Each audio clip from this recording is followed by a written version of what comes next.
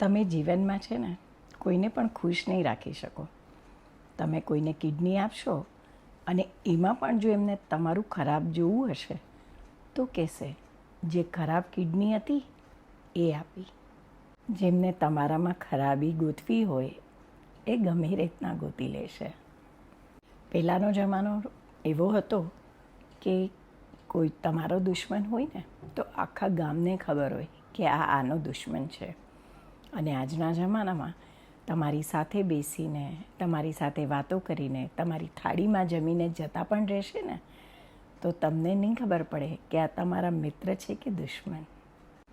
પહેલાંના જમાનામાં કોઈ દેશ છોડીને પરદેશ જતું ને તો બધા રડતા સાથે અને એમને છોડવા પણ આવતા હતા. અને આજે તમે સ્મશાન છોડીને આવો તો બહાર આવતા આવતા હસીને આવશે. લોકોની પરવા નહીં કરો. આપણે લોકોને ખુશ કરવા નથી આવ્યા. વિચારજો.